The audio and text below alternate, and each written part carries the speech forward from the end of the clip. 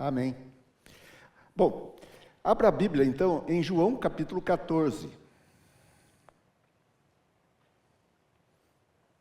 João capítulo 14.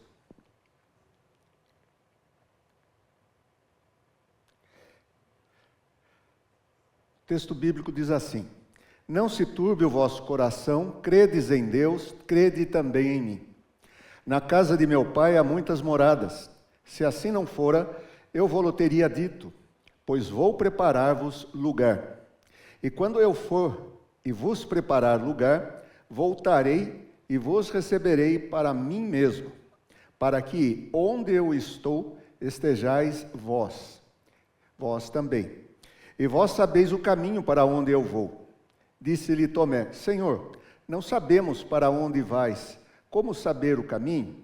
Respondeu-lhe Jesus: Eu sou o caminho, e a verdade e a vida. Ninguém vem ao Pai senão por mim. Se vós me tivesseis conhecido, conheceríeis também a meu Pai. Desde agora o conheceis e o tendes visto. Replicou-lhe Filipe: Senhor, mostra-nos o Pai, e isso nos basta. Disse-lhe Jesus: Filipe, há tanto tempo estou convosco e não me tens conhecido? Quem me vê a mim, é uma linguagem antiga, né? Quem me vê a mim, vê o Pai. Como dizes tu, mostra-nos o Pai? Não crês que eu estou no Pai e que o Pai está em mim? As palavras que eu vos digo, não as digo por mim mesmo, mas o Pai que permanece em mim faz as suas obras. Crede-me que estou no Pai e o Pai em mim. Crede, ao menos por causa das mesmas obras. Em verdade vos digo que aquele que crê em mim fará também as obras que eu faço, e outras maiores fará. Porque eu vou para junto do Pai, e tudo quanto pedirdes em meu nome, isso farei a fim de que o Pai seja glorificado no Filho. Se me pedirdes alguma coisa em meu nome, eu o farei. Se me amais, guardareis os meus mandamentos.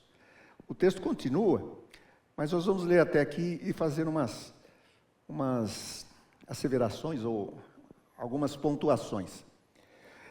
Esse capítulo 14, nós chamamos, os estudos bíblicos tendem a chamar de o discurso de despedida. Então você tem do capítulo 14 até o capítulo 17, é um bloco só literário. Então, esse capítulo 14 ao 17, ele é o testamento de Jesus. São palavras de despedida, mas na verdade Jesus está fazendo o seu testamento. Nós temos que lembrar que essa maneira de falar, essa linguajar, essa qualificação de testamento não é coisa nova. Você tem isso desde o Gênesis. Quando Jacó está para morrer, ele chama os seus filhos, possivelmente os netos, mas os filhos, e ele passa as últimas palavras. Essas últimas palavras, ele recorda algumas coisas, e ele também, ao mesmo tempo, avança, ele faz uma prospecção de algumas coisas que vão acontecer, e pede a bênção de Deus sobre os seus filhos. O capítulo final do testamento lá de Jacó encerra com uma série de bênçãos. Aqui nós também temos isso. Eu queria dizer um outro texto também. Por exemplo, quando Samuel vai embora, ele também faz um testamento. Josué faz um testamento. Está meio fora de ordem, né? Josué faz um testamento. E nós encontramos essa prática bastante comum. São palavras de despedida. O apóstolo Paulo também faz. Se você ler, por exemplo, Atos 20, só para fazer uma comparação, abra a Bíblia, eu estou falando do testamento, abra a Bíblia em Atos capítulo 20. Vou mostrar para vocês de maneira, porque a gente fica falando assim, não dá nenhum exemplo. Capítulo 20, versículo 17 e seguintes. Aqui em João são 4 capítulos, 14, 15, 16, 17, são 4. Aqui é um capítulo só. Veja o que ele faz, então. Ele reúne o testamento ou você reúne os seus filhos, ou você reúne os seus vamos dizer, os seus discípulos, é uma outra possibilidade, ou você reúne o grupo que vai suceder você. Então, o testamento é passar para alguém, é passar a baliza para outras pessoas. No caso aqui, Paulo passa para os presbíteros. Então, vem uma moldura narrativa. De Mileto mandou a Éfeso chamar os presbíteros da igreja. Tá? Então, a igreja é grande lá, é o suficiente para ter muitos presbíteros. Se nós fizermos uma conta aí, imagina só, eu acho que tinha no mínimo umas 2.000 pessoas. É que às vezes a gente olha para a gente e joga, principalmente, né, se a gente é presbiteriano, vai jogar como se fosse uma igreja presbiteriana. Não, muito grande a igreja, 300, né? Se for um pentecostal, não, 4.000. Então vai depender do nosso olhar. Eu acho que é o olhar pentecostal aqui que ganha. Tá? Então, chamou os presbíteros, aí eles se encontram, por enquanto é a moldura, né? E quando se encontraram com ele, disse-lhes, aqui vem então o testamento: vós bem sabeis como me conduzi entre vós em todo o tempo, desde o primeiro dia em que entrei na Ásia. Ele está fazendo uma recordação, uma reminiscência, uma retrospectiva, bem rápida, não vai ficar em detalhes, mas ele está dizendo, desde o primeiro dia vocês estavam aí, os presbíteros, que foram eleitos, foram chamados para ser presbíteros, né? Servindo ao Senhor com toda a humildade, lágrimas e provações que pelas ciladas dos judeus me sobrevieram. Em Éfeso, o apóstolo Paulo ficou quase 3 anos. Para o apóstolo Paulo, isso é muito tempo. Ele ia fundar igrejas. Isso era coisa rápida, né? Mas aqui ele serviu tanto tempo a ponto de ter até uma escola bíblica ali. Ele está lembrando, jamais deixando de vos anunciar coisa alguma proveitosa e de vou-lo ensinar publicamente e também de casa em casa. Publicamente significa na praça, no mercado. Ele era uma pessoa que estava em todos os momentos, como Jesus fazia. E de casa em casa. As igrejas reuniam em casas, não havia templos. E quando se diz assim, casa em casa, nós também podemos pensar que é a nossa casa, né? Aí a gente transfere de novo o conceito nosso. A nossa casa dá para reunir um grupo pequeno, né? Mas uma casa pequena não dava para reunir a igreja. Então eram casas grandes, que tinham a capacidade de receber 50 a 100 pessoas. Tá? Mais ou menos assim. E, geralmente era uma pessoa que tinha mais poder aquisitivo que fazia isso. Então, às vezes, diz assim, vamos reunir em casa. Depende, precisa ver se dá. Então, tem umas coisas assim que às vezes a gente já projeta e joga para nós, né? Precisamos lembrar que há umas... ele está falando dentro daquela maneira de pensar, né? Daí ele diz, publicamente de casa em casa. E aí ele vai dizer o que ele fazia, testificando tanto a judeus como a gregos o arrependimento para com Deus e a fé em nosso Senhor Jesus Cristo. É o conteúdo do Evangelho. Então, isso daqui é o passado. Isso daí é o retrospecto. Do versículo 22, ele vai fazer um prospecto. Agora ele se torna um pouco profecia. Tá? Ele joga um pouquinho para frente. E agora, constrangido em meu espírito, ele é constrangido para ir para um lugar que ele vai passar muitas dificuldades. Constrangido no meu espírito, vou para Jerusalém, não sabendo o que ali me acontecerá. E é interessante porque você que como leitor de Atos, você sabe o que vai acontecer. É só pular umas páginas, você vai ver o que aconteceu lá quando Paulo chegou. Mas é uma maneira, ao mesmo tempo de Paulo falar isso, né, mas o autor também está chamando a sua atenção. Né? Invisivelmente, aí, o autor está falando assim, vai ler lá. Né? Eu agora vou para Jerusalém, né? Só sei que vem uma coisa boa aí, né? Cadeias e tribulação. Então você tem aí uma estratégia interessante, né? Quer começar a igreja? É cadeia e tribulação. Tá? Senão, aqui ele muda do Espírito dele para o Espírito Santo. Senão que o Espírito Santo, de cidade em cidade, me assegura que me esperam cadeias e tribulações. Porém, em nada considero a vida preciosa. Aí está o segredo do Paulo. Para mim mesmo, contanto que complete a minha carreira e o ministério que recebi do Senhor para testemunhar o Evangelho da graça de Jesus. Tá? Então aqui ele está dizendo, olha, eu não sei direito o que vai acontecer. Eu presinto, o Espírito Santo dá essa sensação que eu vou passar por dificuldades. Né? Mas o meu segredo, o meu ponto de vista é o seguinte: não considero a minha vida preciosa. A minha vida está nas mãos do Senhor. E é interessante que ele usa uma palavra ministério. Está vendo aí? Essa palavra é a palavra que é usada para diaconia. Diaconia. É um ministério. Essa é uma coisa importante, né? Eu estava conversando com o Célio ali. Pessoas que vão para qualquer atividade da igreja têm que entender que é um ministério. A diaconia é um ministério. Presbiterato é um ministério. Pastorado é um ministério. Né? Então, é uma atividade, não é um cargo. Nós temos que tirar essa ideia de cargo. Né? Não é um cargo, é um ministério. Agora ele volta, ele continua falando um pouquinho, né? Agora ele vai deixar muito claro. Agora eu sei que todos vós em cujo meio passei o reino, não vereis mais o meu rosto. Agora e para frente. Né? É agora e mais para frente, quer dizer, essa é a despedida mesmo. Portanto, e aí vem uma palavra forte, né? Portanto, eu vos protesto no dia de hoje que estou limpo do sangue de todos. Sabe o que significa isso? O que ele tinha que fazer, ele fez. O que ele devia exortar, ele fez. Isso daqui me chama a atenção, por exemplo, para Ezequiel 3. Abra lá. Ainda não cheguei em João, né? Estou tentando fazer essa... Aqui é bonito, é muito bom, né? Então, para a gente dar um pouquinho mais de carne aí, dá uma olhadinha no Ezequiel 3. É um texto... O Ezequiel... Aí você vê que o profeta não é muito dono do que ele tem que fazer, né? Ezequiel 3. Daqui a pouco a gente volta para o discurso de Paulo. Né? Então, no capítulo 3, versículo 4. Disse-me ainda, filho do homem, vai e entra na casa de Israel e dize-lhe as minhas palavras. Não, perdoe. Versículo 16. Findos os 7 dias, veio a mim a palavra do Senhor, dizendo, filho do homem, eu te dei por atalaia sobre a casa de Israel, da minha boca ouvirás a palavra e os avisarás da minha parte. Quando eu disser ao perverso, certamente morrerás, e tu não o avisares e nada disseres para o advertir de seu mau caminho,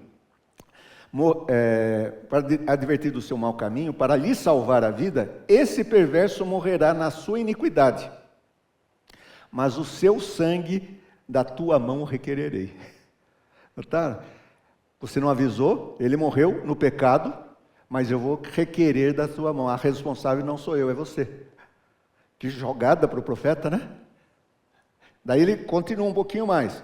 Mas se avisares o perverso, e ele não se converter da sua maldade, do seu caminho perverso, ele morrerá na sua iniquidade, mas tu salvaste a tua alma. Você fez a sua parte. Né? Também, quando o justo se desviar da sua justiça e fizer maldade, e eu puser diante dele um tropeço, ele morrerá, visto que não o avisaste. Então aqui é o justo que desviou. Isso aqui é bem interessante, né? Aqui ele está falando de uma série de coisas que dá para ser aplicada, né? Então o justo é aquele que é crente, e ele se desvia, e você não vai atrás se você tem esse ministério, é você que Deus vai cobrar. Forte, né? Responsabilidade é mais forte, né? Mas você vai lá que ele é o desviado, mas o desviado tem que ir lá alguém lá e falar para ele. Tá? Mateus 18. Né? Morrerá no seu pecado e suas justiças que praticaram, olha só, aquilo que fez de bom não será lembrado. Isso aqui dá um nó nos calvinistas. Né? Também quando o justo se desviar da sua justiça e fizer sua maldade, e eu puser diante dele um tropeço, ele morrerá, visto que não avisasse. No seu pecado morrerá e suas justiças que praticara não serão lembradas, mas o seu sangue da tua mão o requererei. No entanto, se tu avisares o justo para que não peque, e ele não pecar, certamente viverá, porque foi avisado e tu salvaste a tua alma. Então você tem algumas coisas aqui interessantes, né? Se você avisa, você fez sua parte, e ainda pode ser que ele se arrependa. Né? Então, há essa coisa. Agora, se você viu e não foi lá, ele morreu, mas Deus vai requerer de você. Então, voltando aí lá para o Atos 20, o apóstolo Paulo, ele está fazendo, ele diz assim, estou livre do sangue de vocês, né? Versículo 26, capítulo 20, versículo 26. Portanto, eu vos protesto no dia de hoje, que estou limpo do sangue de vocês, todos. Ali poderia haver uma reclamação. Alguém fala assim, não é assim, Paulo. Você não cumpriu tudo que você devia. Ele está terminando o seu período aqui pastoral. E ele fala, não, eu fiz muito bem. Daí alguém lá diz, peraí, não é assim não. Tem alguma coisa a falar. Não falaram nada. Então, agora vem uma exortação para os seus ouvintes, para os presbíteros. Versículo 28. Atendei por vós e por todo o rebanho, sobre o qual o Espírito Santo vos constituiu, bispos, para pastoreardes a igreja de Deus, a qual ele comprou com o seu próprio sangue. Ele está dizendo uma coisa muito, muito séria, de muita responsabilidade, ou seja, cuidar da igreja. A palavra bispo significa supervisor. Tá? Então, os presbíteros são supervisores e pastores, né? A mesma coisa. Né? Ele diz, foi comprado pelo sangue do Senhor Jesus. No versículo 29, agora mais uma profecia. Eu sei que depois da minha partida entre vós penetrarão lobos vorazes, que não pouparão o rebanho. Lobo no meio de rebanho, o que ele faz? Faz uma festa. É como se deixar chamar para uma festa de fim de ano, uma raposa no galinheiro. Né? O que acontece com ela? Ela vai acabar com elas. Né? Então você tem aí, depois de mim, aqui ele é pastor, ele está deixando, mas vão entrar lobos, vocês têm que atividade de pastorear. Está falando para os presbíteros. Lembre-se, os lobos vão aparecer agora. Tá? É uma linguagem bem exortativa, que não pouparão o rebanho. Agora vem uma outra palavra mais dura. E que dentre vós mesmos se levantarão homens falando coisas pervertidas para arrastar os discípulos atrás deles. É como se falasse para Judas, um deles vai me trair aí, né? Fala os 12, né? Um deles, aqui você está dizendo, olha, pode ser que entre vocês, pode ser que não seja com eles ainda, a segunda leva, entre os presbíteros pode aparecer um aí que vai causar tumulto. Né? Daí vem mais uma vez a sua palavra de empenho. Portanto, vigiai, lembrando-vos de que por 3 anos, noite e dia, não cessei de admoestar com lágrimas a cada um. Ele trabalha com a igreja, mas trabalha também com os presbíteros. Os presbíteros são exortados e admoestados pelo Paulo. Agora, pois, encomendo-vos ao Senhor e à palavra da sua graça, a palavra da graça, olha que coisa interessante, a palavra da graça tem poder para vos edificar e dar herança entre todos os que são santificados. Mais um testemunho de Paulo. De ninguém cobicei prata, nem ouro, nem vestes. Essa palavra aqui para os tempos atuais é muito forte, né? Muito necessária. Você diz assim, o pastorado não é para cobiçar prata, ouro, e outra coisa que era cara também, vestes suntuosas. Vós mesmos sabeis que estas mãos serviram para o que me era necessário a mim e aos que estavam comigo. Ou seja, Paulo fazia tendas. É isso que ele está dizendo aí. Tenho-vos mostrado em tudo. Agora vem o aspecto de exemplo, de modelo. Tenho-vos mostrado em tudo que, trabalhando assim, é mister socorrer os necessitados. Ele diz isso na carta aos Gálatas, né? Lembrando-se dos pobres, das pessoas que têm necessidade. E recordar as palavras do Senhor Jesus. Mais bem-aventurado é dar que receber. O que acontece? Terminou o discurso, ele ora. Tá? Então, lembre-se que o Testamento tem uma parte que é de oração. É o que nós vamos encontrar em João, capítulo 14, é o Testamento, até o 16. O 17 é a oração, que é chamada oração sacerdotal, na verdade. Ali é a oração deste discurso de despedida de Jesus. Né? Veja aqui a oração de Paulo. Tendo dito estas coisas, ajoelhando-se, orou com todos eles. Então houve grande pranto entre todos, e abraçando-o afetuosamente a Paulo, o beijavam, entristecidos, especialmente pela palavra que ele dissera, que não mais veriam seu rosto, e acompanharam-no até o navio. É despedida mesmo, né? Despedida forte. Então, isso daí é um testamento. Eu fugi um pouco aí do texto, né? Para falar a verdade, eu fugi muito, né? Para dar essa ideia de como é que funciona um testamento. São palavras de retrospecto, palavras do agora, palavras do futuro, promessas e termina com oração. Vamos ver como se encaixa isso em Atos, em João 14. A mistura, às vezes começa a falhar a memória, né? Pensa de um jeito e está falando outro. Veja lá, João 14 agora, voltando ao nosso texto.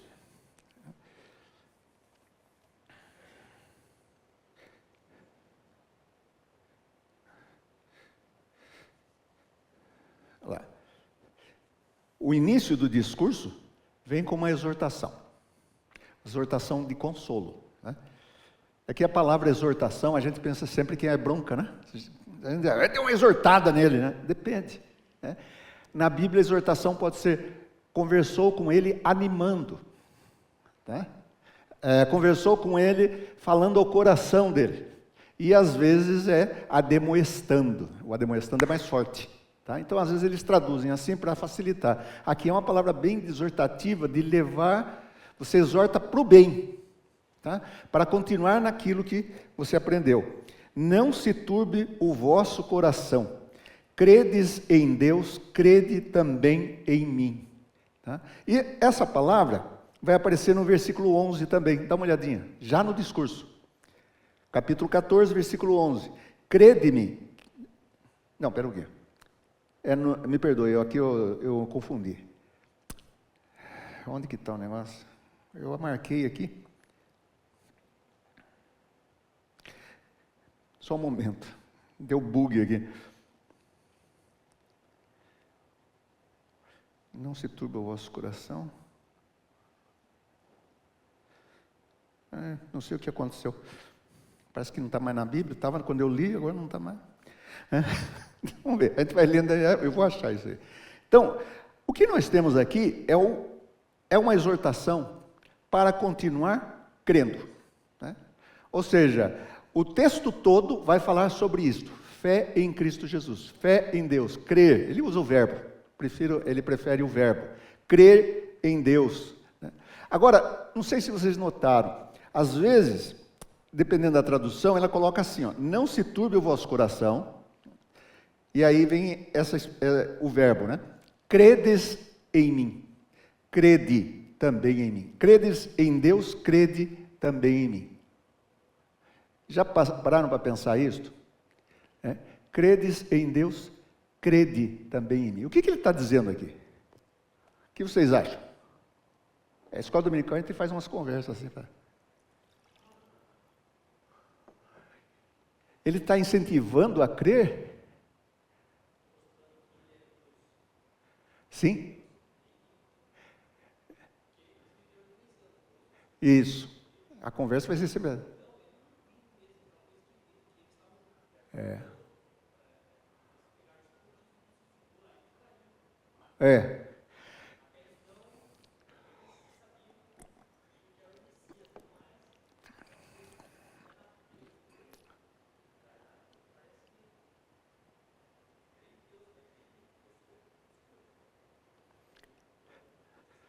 Pode ser. Quem mais quer falar? Eu estou dizendo pode ser porque pode ser. Quem acha que é diferente? Veja, ele não está errado no que ele falou. Só que eu queria que a gente prestasse atenção no verbo, né? Vamos ver o verbo. O que o verbo, como está o verbo? Credes em Deus. Credes, crede também em mim. Há uma diferença aí. Qual que é a diferença do crede primeiro e o outro? É só olhar, olha aí. A mesma palavra quase, só tem uma coisinha a mais e outra a menos.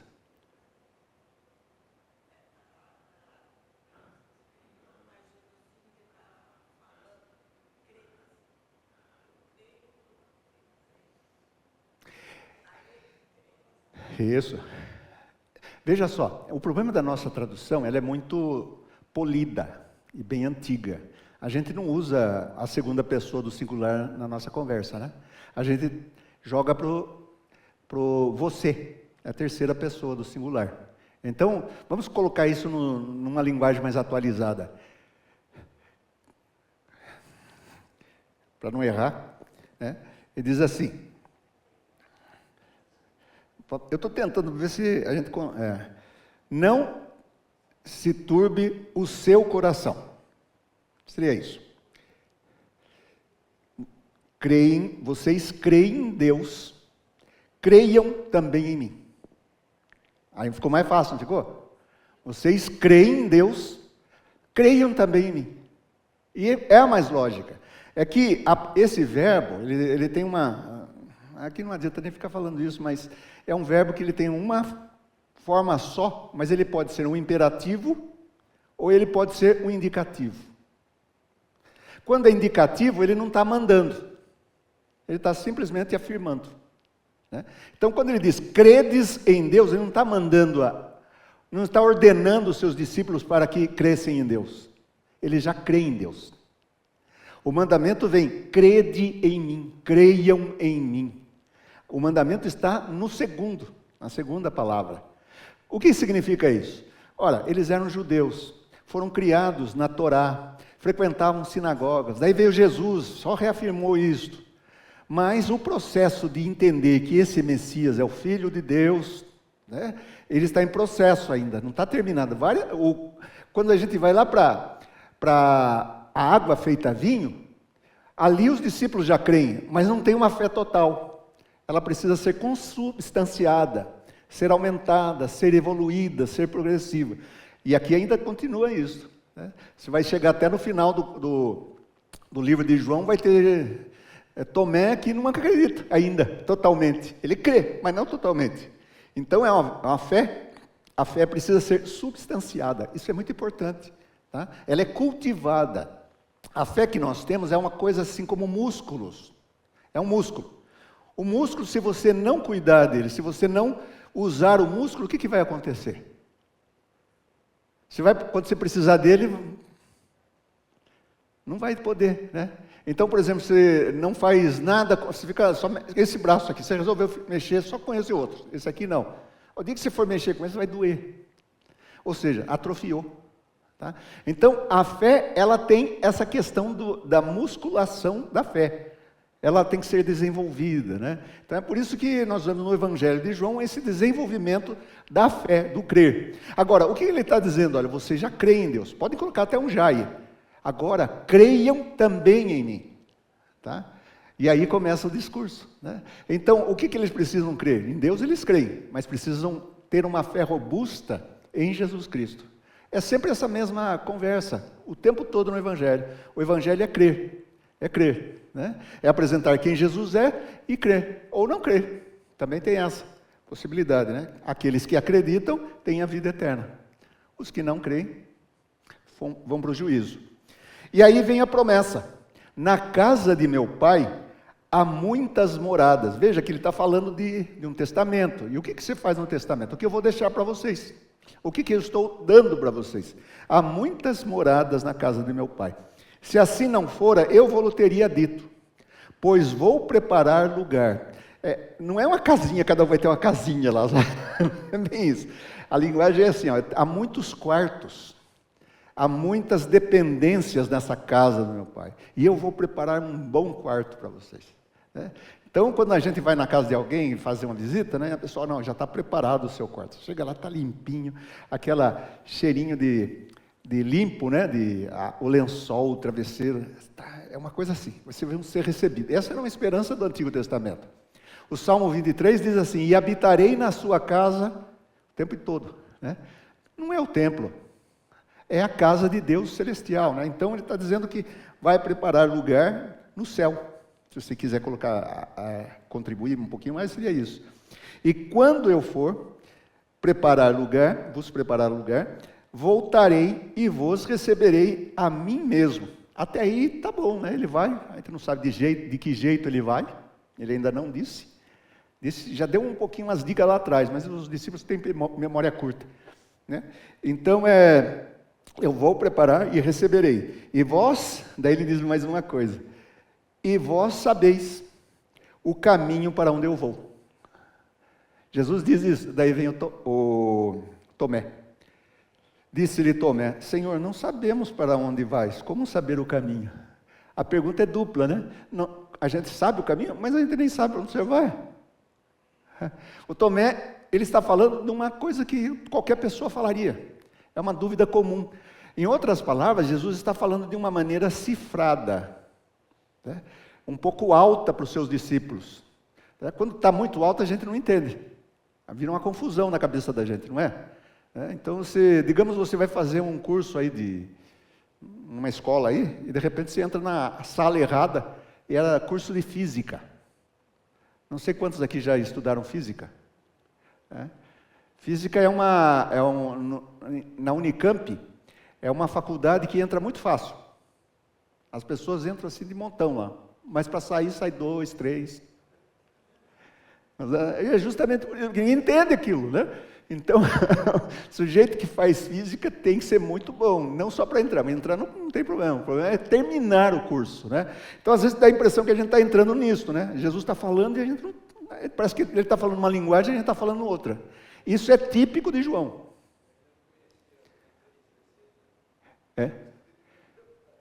Aquilo é João, é o evangelista que faz a aplicação, né? Mas, por exemplo, tem muitas informações que já foram dadas, mas há essa questão de mau entendimento, né? Jesus fala, é preciso nascer de novo. O Nicodemo diz, mas nascer do ventre da mãe? Não entendeu. Aí Jesus diz para a mulher samaritana, quem crê em mim terá águas, né? Terá água viva. Dá essa água. Não entendeu também. Né? E aí você vai ter vários mal entendidos, e até os discípulos. Toda essa conversa aqui é só com os discípulos, lembrando isso. Jesus já não fala mais às multidões. Nesse capítulo 14, é só os seus discípulos, é o seu testamento, é por isso que é testamento, não é para chamar todo mundo, é só os que vão receber, né? E mesmo assim você já percebe que há problemas no percurso, né? Daí Jesus responde, e parece que facilita, né? Será que respondeu? Veja só, você pergunta, não sabemos nem para o senhor vai, como é que a gente sabe o caminho? Daí Jesus diz, respondeu-lhe Jesus, versículo 6, eu sou o caminho. Tá bom. Não por mim. Respondeu metade. Agora já sabemos qual é o caminho, mas não sabemos para onde vai ainda. Então é interessante porque o texto, se você olhar só uma parte, nós sabemos, né? Podemos até usar um pedacinho e evangelizar assim. Mas se você olhar como as pessoas estão conversando, você precisa de mais informação. E o texto de João é assim, ele é circular. Ele começa, mas é circular em termos de espiral. De espiral. Ela começa aqui, ele vai aprofundando, vai aprofundando, vai aprofundando. Os temas vão sendo repetidos. Há muita repetição aqui. Né? Eu até marquei aqui quantas repetições há por exemplo, de crer, vários lugares aqui. Quase ficou colorida demais o texto, né? Então ninguém vai para lá se não for por mim, né? Se vós me tivesseis conhecido, agora vem essa complicação, né? Não conhecemos? Conhecemos. Né? E é por isso que tem a exortação inicial, crede em mim. Precisa engordar, deixar mais forte essa fé, né? Desde agora, se vós tivesseis me conhecido, conhecerias também a meu Pai. Quem me conhece, conhece ao Pai. Desde agora, o conheceis. Ao mesmo tempo que Jesus diz assim, olha, vocês não conheceram o suficiente, mas agora vocês já conhecem. É uma tensão, ao mesmo tempo que diz, não tem conhecido, mas agora, nesse momento já estão conhecendo.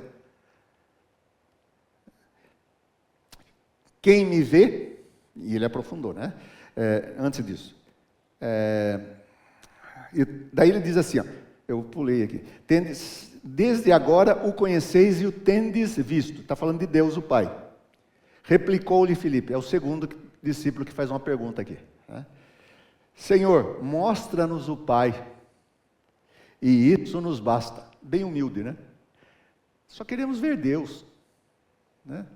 Às vezes vejo umas músicas aí, a gente canta na igreja, né? Eu quero só ver o Senhor. Não quer nada. Você não tá percebendo muito bem o que você está falando, né? Daí o Filipe faz essa pergunta e Jesus fica pasmo com a pergunta dele. Mostra-nos o Pai e isso nos basta. Disse-lhe Jesus: Filipe, há tanto tempo estou convosco e não me tens conhecido? Né? Quem me vê a mim, vê o Pai. Como tu dizes, mostra-nos o Pai? Não crês que estou no Pai? A linguagem de crer, né? Não crês que estou no Pai e que o Pai está em mim? Uma chance para o Filipe, né? As palavras que eu vos digo, não as digo por mim mesmo, mas o Pai que permanece em mim faz as suas obras. Crede-me que estou no Pai e o Pai em mim. Crede ao menos por causa das mesmas obras. Se você não tem convicção lógica de que eu sou, lembre-se do que eu fiz. Então vem essa questão do ser e fazer. Tudo que Jesus fez do capítulo 1 até o capítulo 11 são sinais maravilhosos. Com a cura de Lázaro, né, com a ressurreição de Lázaro, é o topo. Então, use o que você viu, aprendeu, faça as conexões. É isso que ele está dizendo, faça a conexão. Tá? A dificuldade dos discípulos, de todos ali nesse evangelho, não fazem conexão. Não conseguem relembrar, não conseguem ver. Você já viu esse tipo de conexão? A pessoa que não consegue fazer conexão entre assuntos? Lembro de um pastor que falou, estavam conversando sobre dois pastores, aí um disse assim, ele era muito bom, não sei o quê, de filosofia e tal. O outro disse, era um grande filósofo que o único problema é que ele não fazia conexão entre as ideias. Mas se você não faz conexão com as ideias, é tudo palavrório, né? Não tem relação, então você vai falando, vai uma enxurrada, né? Então tem que ter conexão, fazer uma conexão. E esse é um problema nosso também, não é só dos discípulos. Quando a gente lê a Bíblia, a gente lê um texto, esquece que esse texto está ligado com outro texto, que vem com outro texto, e aí você vai ter o total, a obra toda, né? O conjunto da obra. São vários quadros que formam um conjunto. É assim que a gente avalia, né? Então, a mesma coisa com outras peças, né? Por exemplo, música. Música você avalia pelo conjunto da peça. Você compra um CD, não compra mais, né? Mas no tempo que você comprava CD, você tem lá um título, às vezes é de uma música. Se o sujeito for bom, ele está falando, todas as músicas devem ser vistas por esse título. O título abrange tudo, né? Então, Jesus falou isso para o Filipe, né? Para incentivar. Veja que apesar da dificuldade do Filipe, Jesus não desiste. Ele continua falando, né? Em verdade vos digo que aquele que crê em mim fará também as obras que eu faço, e outras maiores fará, porque eu vou junto do Pai. Então ele está dizendo, olha, vocês viram o que eu fiz e vocês vão fazer obras maiores, né? Porque eu não estarei aqui. Então ele já está dando a ideia de, é uma ausência, né? Mas obras maiores que essa você fará. E aí você tem uma série de coisas que os discípulos fizeram, né? A gente precisaria de Atos, né, para mostrar isto, que eles fizeram, desde curar um homem coxo, cego, ressuscitar mortos, né? Eles fizeram muitas coisas, né? Então lá só tem uns exemplos, fizeram muito mais do que está ali. E aqui, apesar de Jesus ter feito muitas coisas, ele está falando para a igreja. Esses discípulos representam a igreja. No decorrer da igreja, no decorrer da sua história, a igreja fez muita coisa. Faz muita coisa. É que a gente começa a ver, são os discípulos e Jesus. Não, a igreja fez muito mais. Mas veja só, aí vem uma conexão. Fazem, mas dependem de Jesus. Tá? Então, mesmo fazendo obras maiores, ainda é Jesus que está fazendo. Tá? Então, são jogos de palavras, né?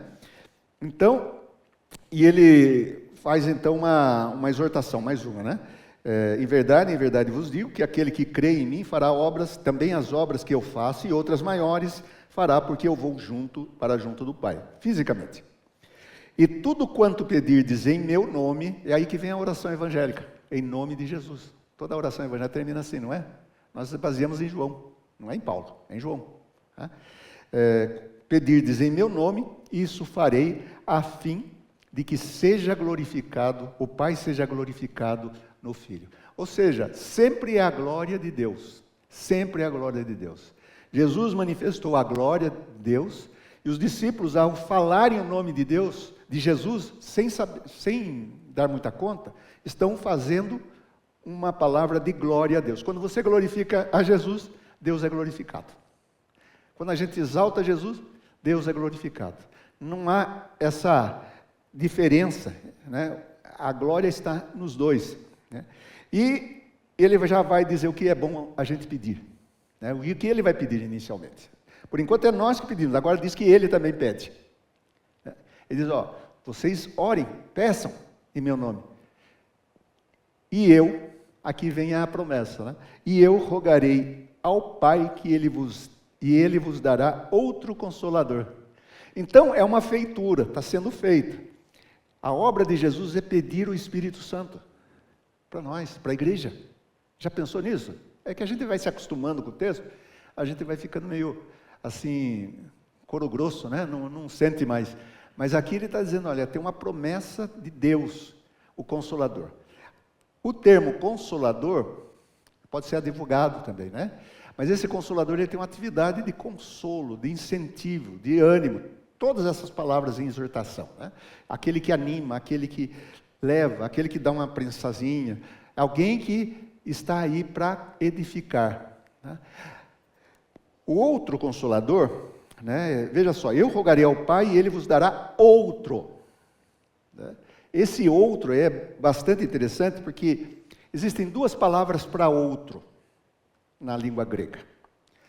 Uma delas é allos, outro, e a outra é héteros, allos e héteros, tá? Então, por exemplo, quando se diz assim, allos ou héteros, héteros é outro de substância diferente, tá? Diferente. Então, quando se fala assim, heterossexual, homem e mulher, tá? É de substância diferente. Daí você vem aqui, allos, é outro, é a mesma palavra traduzida, só que outro da substância igual. Substância igual significa assim, é outro como se fosse eu. Ou seja, é o Espírito, mas sou eu. É por isso que o crente bagunça na oração, né? Já viu?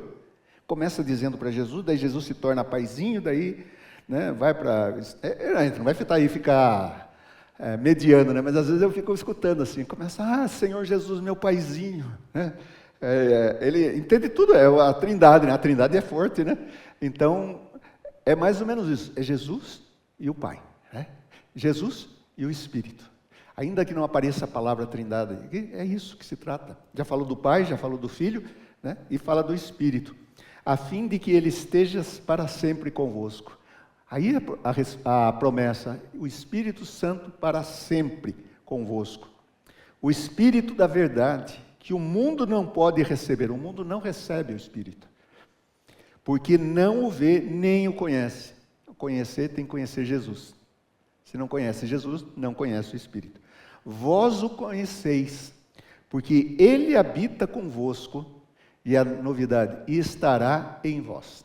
Lá no último capítulo, no capítulo 20, Jesus, depois da ressurreição, o que ele faz? Seus discípulos estão ali reunidos, e ele diz, recebam o Espírito. Sopra neles. Então a promessa se cumpre. A promessa da vinda do Espírito, né? E coroando a obra que ele vai fazer aí no Evangelho de João, né? Não vos deixarei órfãos, voltarei para vós outros. Jesus está indo embora, essa é uma despedida que ele vai e volta, é diferente de Paulo. Paulo ia embora e não ia mais ver o rosto dele, a humanidade de Paulo. Jesus vai, mas ele volta. É o período da ressurreição e a segunda vinda, né? Ainda que dá para trabalhar até isso, né?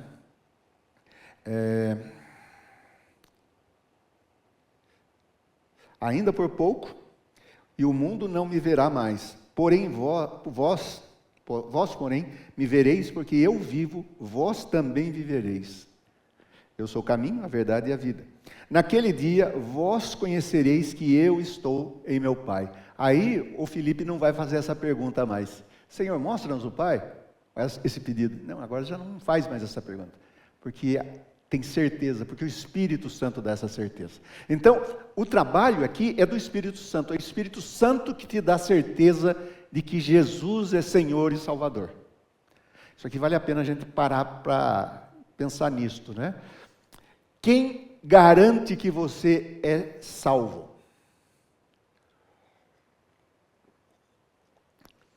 Se você saísse aqui, fosse lá no centro da cidade, não vou falar aqui porque é meio perto demais, né?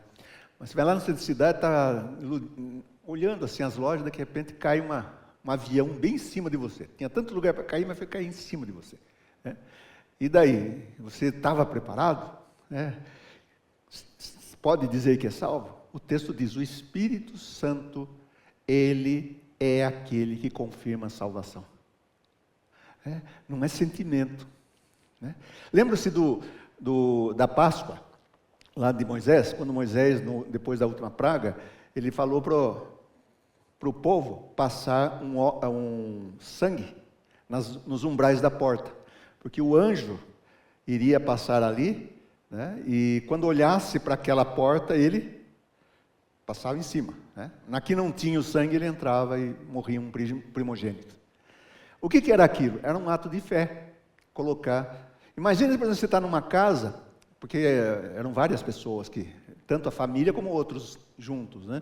Então, às vezes, 2 famílias, você está lá. Mas você não sabe, será que eu vou ser pego? Você é primogênito. Será que você pega? Se tiver o sangue, mesmo que você fique preocupado lá, ele vai passar por cima. Ele não vai pegar você. Porque não é sentimento, é a promessa de Deus, da palavra de Deus, né? Ou seja, é alguma coisa objetiva, né? Bem objetiva. Não vos deixarei órfão, né? Naquele dia vós conhecereis que eu estou em meu Pai e vós em mim. E eu em vós. Olha só como é redundante. Eu estarei no Pai, vós em mim, né? E eu em vós. Agora, Jesus não está somente ali com eles, mas ele estará nele. Então, por que ele se explica isso? Por causa do Espírito Santo. Onde o Espírito Santo está, Jesus está. Aquele que tem os meus mandamentos e os guarda, esse é o que me ama. E aquele que me ama será amado por meu Pai. E eu também o amarei e me manifestarei a ele. Olha que coisa maravilhosa. Então, se você ama, Jesus se manifesta. E você ama porque ele se manifestou. É uma coisa assim, né? É como se fosse, eu estou aqui, eu amo Jesus. Então ele se manifesta. Então, porque Jesus se manifesta, eu amo. E assim vai. É um círculo, né? Um círculo eterno. Aí vem um outro que vai perguntar, né? Disse-lhe Judas, não o Iscariotes: de onde procede, Senhor, que estás para manifestar-te a nós e não ao mundo? Não entende. Não faz conexão, né? Jesus está falando tudo isso e os discípulos ainda estão no raso, né? Respondeu Jesus: se alguém me ama, guardará a minha palavra, e o meu Pai o amará, e viremos para ele e faremos nele morada. Quem me ama, quem não me ama, não guarda as minhas palavras. E a palavra que estáis ouvindo não é minha, mas do Pai que enviou. Né?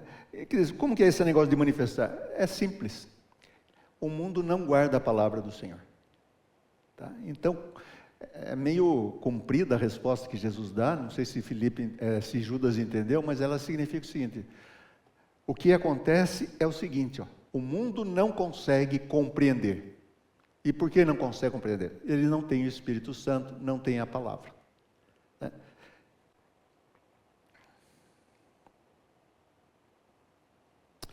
Isto vos tenho dito, estando ainda convosco. Mas o Consolador, o Espírito Santo, a quem o Pai enviará em meu nome, esse vos ensinará todas as coisas e vos fará lembrar de tudo o que vos tenho dito. Graças a Deus. Porque se dependesse dos discípulos, a gente estaria frito, né? Ou seja, eles aprenderam, têm dificuldades, mas o Espírito Santo vai salientar, vai limpar, vai clarear as ideias, tá? Vai clarear as ideias. Deixo-vos a paz, a minha paz vos dou, a paz do Senhor, tá? Não vou-la dou como dá o mundo. Lembrando que havia essa propaganda no Império Romano, da paz romana. E aí que eu achei o texto que eu perdi lá atrás, viu? Então, o que ele diz aqui nesse trecho, né? Eu devia ter pintado com a mesma cor, por isso que saiu, esqueci. Não se turbe o vosso coração, nem se atemorize. Veja como começa o capítulo 14. Não se turbe o vosso coração. Ele repete aqui, tá? Já para o final. Ouvistes que eu vos disse, vou, é o resumo, vou e volto para junto de vós. Se me amasseis, alegrar-vos-ieis de que eu vá para o Pai, pois o Pai é maior do que eu. Tá? Esse é o resumo. Disse-vos agora, antes que aconteça, para que quando acontecer, vós creiais. Veja só, vocês creram, estão crendo, vão crer. É a linguagem do crer, né? Já não falarei muito convosco, mas tem 3 capítulos ainda que Jesus vai falar. Tá? Não falarei muito convosco, porque aí vem o príncipe do mundo, e ele nada tem em mim. Contudo, assim procedo para que o mundo saiba que eu amo o Pai, e que o que faço, como o Pai me ordenou. Tá? Então, aqui está chegando o príncipe deste mundo. Quem que é o príncipe desse mundo? O imperador? É o Satanás. É um título dele aqui, né? Príncipe deste mundo. A palavra príncipe significa primeiro cidadão. É o mais importante deste mundo.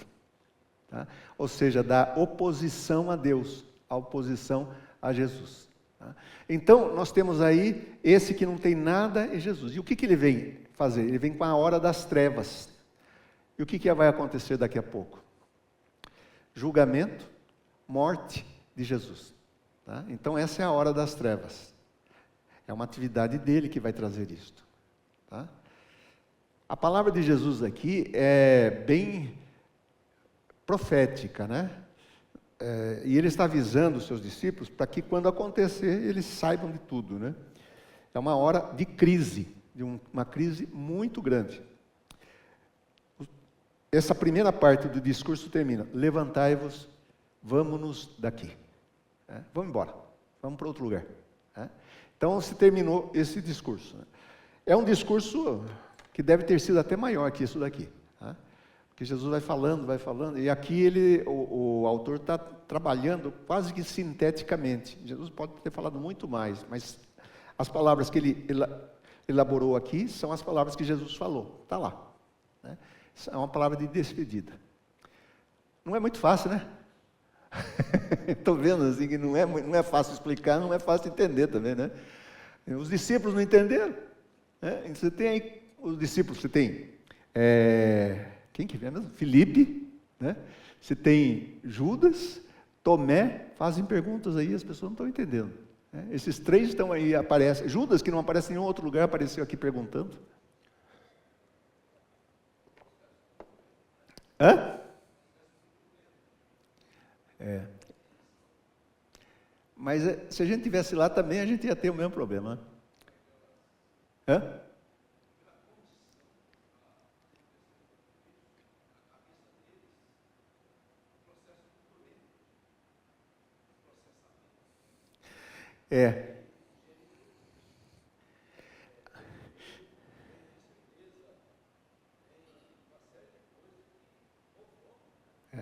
Por isso que ele diz: não se turbe o vosso coração. Em outras palavras, eles estão num momento tribuloso. Eles estão recebendo uma informação, uma carga enorme de informação, e não está dando para digerir totalmente. Então, Jesus está tentando, está fazendo. Né? Deu certo, porque depois eles vão entender tudo isso que Jesus falou. Vem essa expressão, peçam em meu nome. Né? E ao mesmo tempo diz: quem me ama, esse pede em meu nome e isso vai acontecer. Então você tem uma coisa assim, não é simplesmente um cheque em branco, assinado. Não, é um cheque assinado, mas que tem que ter uns condicionamentos. Qual que é o condicionamento? Obedecer o mandamento de Jesus, né? Então, ele está dizendo um segredo de oração. Você quer receber a sua oração? Peça, mas se comporte, né? Ou seja, seja obediente. Aí você tem, não é só pedir, é obedecer, daí pedir, e aí Deus dá. Então, pedir em nome de Jesus não é uma fórmula mágica. Não, tá certo, falo o que eu quero, daí eu coloco em nome de Jesus. Não, esse nome de Jesus tem toda essa carga de que alguém está disposto a obedecer, a cumprir o mandamento, né? O mandamento é amar.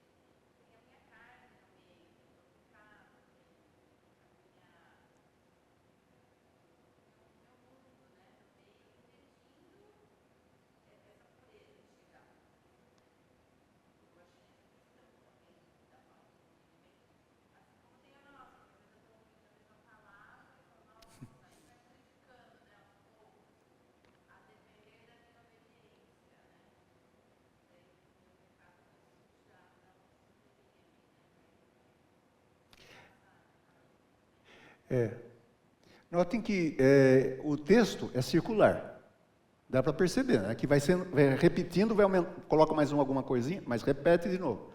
O tempo todo é crer, crer, crer, crer. Vem o Espírito Santo que vai ajudar vocês, que vai ajudar, eu vou estar nele. São muitas informações, né? E tem um pouco de uma certa humanidade aí, das limitações.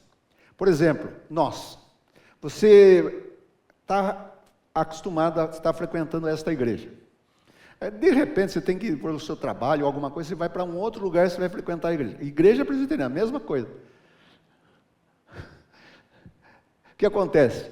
Adaptação leva tempo, né? Ainda se é de uma outra denominação, é mais ainda, né? Então, nós somos pessoas que trabalhamos com segurança, conforto. E é interessante porque o Espírito Santo é confortador. Apesar das dificuldades, é Ele que vai confortar, né? Então, são limitações humanas, né? E as limitações humanas dos discípulos trava, não deixa eles irem um pouquinho para frente. Só vão conseguir entender totalmente no final. No final, eles vão compreender plenamente. E com a vinda do Espírito Santo neles, ainda mais, né? Mas mesmo assim, se a gente olhar, por exemplo, a caminhada do Espírito Santo, das pessoas com o Espírito Santo, mesmo assim, a gente dá umas titubeadas. Por quê? Nós somos carne, ainda temos pecado, a gente não consegue ver. O apóstolo Paulo coloca isso de uma maneira muito clara, né? Ele diz, em parte profetizamos, em parte conhecemos, né? Ou seja, nós conhecemos só uma parte ainda. Não está totalmente claro. E olha que o apóstolo Paulo está dizendo isso lá de muito tempo. Ou seja, tem uma metade ainda que a gente vai precisar. Pode acertar ou precisa consertar, e a gente não sabe tudo, né? Então vai ser assim, a gente sempre vai ter um pouco. É bom, né? Se um lado eu digo, esses discípulos não entenderam nada, entenderam muita coisa, e vão entender mais, mas mesmo assim ainda estão sempre nesse aprendizado, ensinados por Deus.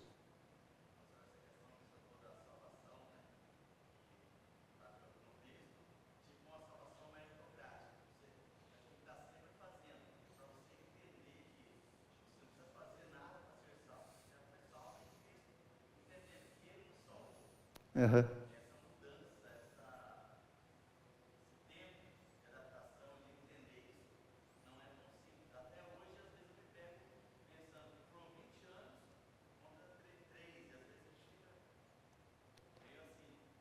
A gente fica, eu acho que o momento para mais ficar assim é quando peca, né? Se ele tiver com dificuldade, pergunta para ele que pecado que cometeu. Mas é verdade, o sujeito em pecado ele fica inseguro, né? Mas existe essa questão lógica, né, de informação, e as informações são limitadas para a gente, a gente não consegue saber tudo, né? Você pode chegar... Ó, eu vou dizer um negócio para vocês, isso aí não é muito para gravar isso que eu vou falar agora, né? Até fechando a Bíblia para não ficar mais... Há uma discussão do que acontece com a pessoa que morre desviada. Que o desviado morre, para onde ele vai?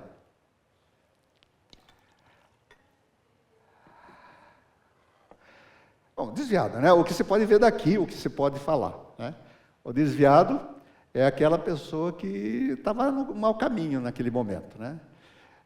Então, será que ele não foi convertido? Porque vem essa. Uns vão dizer assim, olha, ele nunca foi crente. Por isso que morreu desviado. O outro vai dizer, não, ele foi crente, só que ele caiu da graça. De um jeito ou de outro, o sujeito está lascado. É a teologia da lascação, né? E daí vem uma outra, muito interessante, mas que não é divulgada, que é o seguinte, não, ele não perdeu a salvação e nem nunca, e ele cria, né? Só que ele foi pego na disciplina.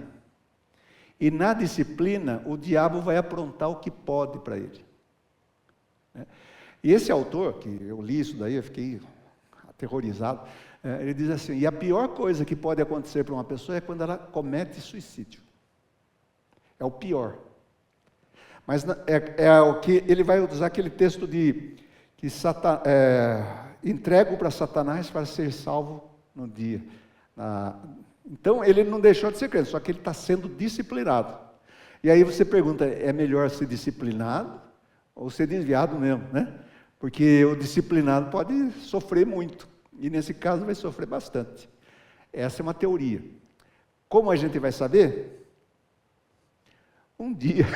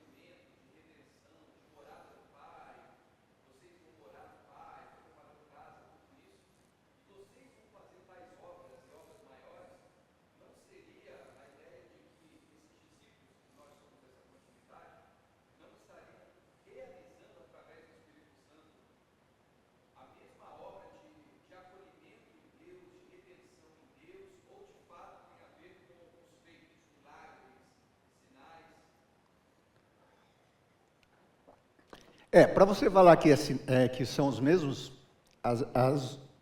essa proliferação de sinais, tem que olhar para Atos, né? Só que João, a gente tem que olhar o Evangelho dentro dele mesmo, antes de olhar para Atos. E dentro dele mesmo, o que ele coloca como uma grande obra é a ressurreição de Lázaro, é a maior, né? Mas fez outras ali, multiplicação dos pães. Eu acho que não seria qualitativamente. Em termos de obra da igreja, é quantitativamente, podemos dizer, né? Acho que pode ser colocado isso. Mas também, como João ele trabalha com enigmas, a gente não vai ter certeza totalmente, né? Então, por exemplo, na história da igreja, a igreja fez muita coisa. Pode-se dizer que Jesus pregou para milhares de pessoas. Mas, por exemplo, possivelmente Billy Graham pregou para mais, né? Então, por exemplo, não só Billy Graham, você tem um outro lá, um autor, um sujeito que eu andei acompanhando, assim, que é impressionante, Reinhard Bonk. Esse sujeito pregou para, dizem que 60 milhões de pessoas se converteram nas campanhas dele, tomaram decisão, né? Então, você tem assim, é muita gente. Agora, o que a gente tem que dizer é o seguinte, é mais que Jesus, mas ao mesmo tempo é Jesus que está fazendo, né? Nunca deixa de ser de Jesus, né? Então, aparentemente, aos meus olhos, mas no fim, esse Bonk mesmo, o que ele pregava? Ele dizia, eu prego o ABC, o evangelho do ABC. Jesus morreu, por você, ressuscitou e veio. Está lá sentado na glória. É o básico, ele não tem palavras diferentes. Tanto é que era complicado, o homem era alemão, falava em inglês, um inglês arrastado. Ele falava, o ministério dele foi na África. Ele falava um monte de língua que tem ali, ele não conseguia falar. Então, o que acontecia? Ele precisava de intérprete. Então, já tem um problema, né? Quer dizer, um sujeito que fala, um alemão que fala inglês e que usa um intérprete para trazer a mensagem. A mensagem, você vai assim, mas não é grande sermão. Não é mesmo. E não é para ser, porque a mensagem é a mesma, é de Jesus Cristo. Mas Deus usa esse homem. Pela essa simplicidade, às vezes, a gente começa a olhar assim, vou dizer um negócio aqui que pode chocar um pouco. Às vezes a gente avalia o culto pela qualidade do pregador. Se o pregador é um bom pregador, né, a gente vai atrair gente. Não é bem assim. Né? O bom pregador, ele tem que estar sempre na mão de Deus. Né? O pregador, ele é aquilo que Deus... pode ter facilidades, ele se empenha, mas não é pelo empenho pessoal dele, é pelo Espírito Santo. Né? Então, digamos, o sujeito que evangeliza, tem dois que evangelizam. Um tem mais sucesso que o outro, aparentemente. Mas é o mesmo sucesso. Deus fala para uma pessoa e fala para 1 milhão. O importante é que quem fala esteja consciente que está falando, pedindo a unção do Espírito. Né? E aí pode ser uma grande obra que a gente pode fazer mesmo. Né? Graças a Deus que é assim. Né? Porque se dependesse da gente, o ser humano roubaria a glória de Deus. Quando a gente coloca muito nas pessoas, tem pastor aí que para ser pastor de certas igrejas precisa ter um salário de 40 mil reais. Todo brasileiro ganha 40 mil reais. Quem ganha 40? Você tem uma coisa estranha, isso é consumismo, é mercado. É mercado. Né? Então, esse não é o critério de Deus. O critério de Deus é diferente. Não é porque você é famoso que você... Então, não é isso daí. É a unção do Espírito de Deus. Né? Então, por exemplo, eu acho que é mais quantitativamente, mas são as mesmas obras. Né? São as mesmas obras. É o Espírito Santo que faz as obras em Jesus, nos evangelhos sinóticos é muito claro isso, e também fará nos discípulos, no livro de Atos, o mesmo Espírito. Graças a Deus. Né? Alguém mais tem alguma questão? Fale.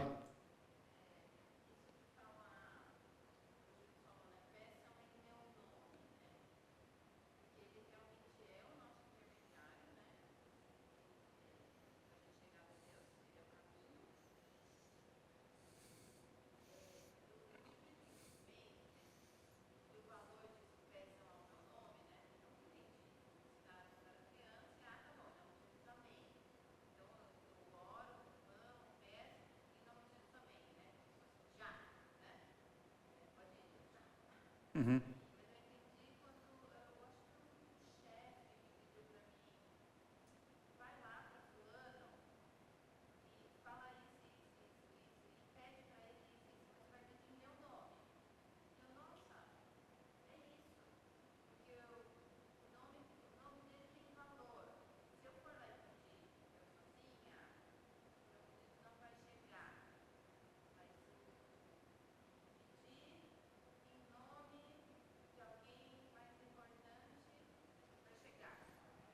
Uhum.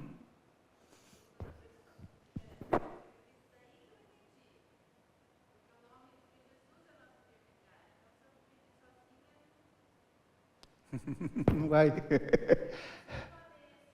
Sim. O nome de Jesus é tudo que ele é nesse evangelho. Né?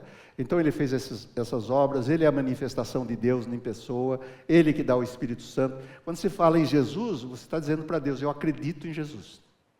E é por ele que é um nome importante, é por ele que eu chego aqui. Agora, quando a gente ora em nome de Jesus, nós estamos fazendo o seguinte, para ficar um pouquinho mais fácil, pelo menos para mim. Quando você pede em Jesus, você está fazendo uma oração como Jesus faria. O que Jesus pede, vem. Então você tem que A única oração que Jesus dá uma titubeada é lá no Monte das Oliveiras, quando diz assim, Senhor, afasta de mim esse cálice, mas não seja feita a minha vontade. Essa vontade aí não é bem a vontade plena, né? É a vontade que tem o temor do ser humano que vai morrer. Mas seja feita a tua vontade. Ou seja, ele sabe qual é a vontade de Deus nesse caso. Qual é? Ele tem que ir para a cruz. Mas como ser humano ele diz, olha, estou com dificuldade nesse momento. E ele aceita a vontade de Deus. E o texto de Hebreus diz assim, que quando Jesus fez a sua oração lá, nesse momento, Deus escutou a sua oração. E atendeu. O que ele atendeu? Você vai para a cruz. Né?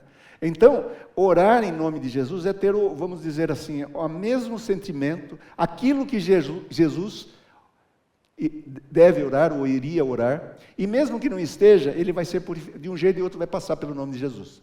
Então você pede lá alguma coisa assim, Senhor, eu queria 2 carros. Né? Você acha que vai ser de Deus, né? Deus vai falar, não, sei não. Mas se for Jesus está pedindo 2 carros, daí sim, vai ser 2 carros. Né? Ou seja, tudo tem a ver com a glória do nome dele, fazer jus à pessoa dele, ao nome dele. Né? Eu peço aquilo que faz jus, aquilo que é, como o Tiago diz, né? Para gastar nos meus apetites, nas minhas elucubrações. É mais ou menos como a mãe que fala assim, olha, eu só quero uma coisa para meu filho, para minha filha, que ele seja feliz.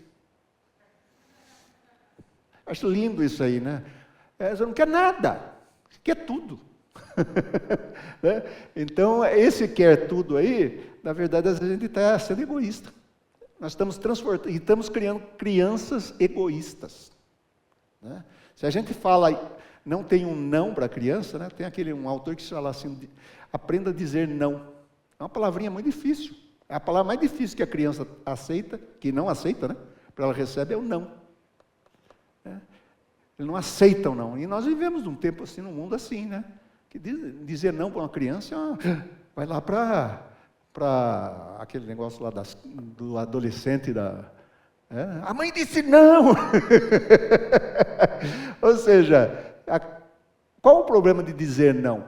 Qual o problema? Por que nós devemos dizer não? Porque nós estamos dizendo o seguinte, o mundo não é tudo o que você quer e tem. Aqui em casa pode até ter, mas mesmo aqui eu tenho que administrar as coisas para você não se tornar um mimado que chega no mundo e o mundo vai fazer as suas vontades. Não faz a sua vontade. Você vai ter tribulação, mesmo cristão, fazendo a vontade de Deus, vai ter tribulação, vai ter contrariedades. Né? Você, por mais que esteja querendo acertar, você vai ter dificuldades na vida. No seu trabalho, mesmo que seja o seu trabalho que você ama, para fazer. Né? Daí você fala, não, mas o negócio é o seguinte, o meu segredo é trabalhar com crentes, e é pior ainda. Então, a gente precisa, em outras palavras, maturidade. Esse capítulo 14 está dizendo assim para os discípulos, sejam maduros. Tá? Eu definiria assim, eu não sei se ajudou, mas... Às vezes a gente vem aqui para a igreja para aprender e sai pior, né? A gente começa eu não vou mais, né? Acho que é por isso que diminuiu o nosso número de alunos aqui, né? Aí a gente vem para aprender, sai com mais... Veja, você já percebeu no Evangelho de João uma coisa? Eu estou pensando em escrever eu vou falar aqui uma intimidade para vocês, não falarem para ninguém, mas eu estou pensando em escrever um livro sobre João. Um texto comentando João, todo ele. Não é para falar para ninguém. Mas uma coisa que aparece em João são perguntas. Cada capítulo tem no mínimo 8 perguntas. Esse aqui tem perguntas. Né? Então, ou seja, o Evangelho tem a ver com perguntas. Parece fácil, mas ao mesmo tempo a gente sai com um monte de perguntas.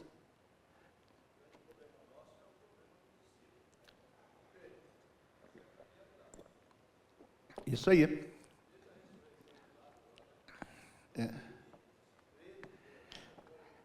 E até no final, né, o Tomé diz assim, se eu não pegar, eu não creio. Mais uma vez. Então você tem umas coisas interessantes, por exemplo, você tem Natanael, que só Jesus falou um negócio para ele, só uma coisinha, ele creu.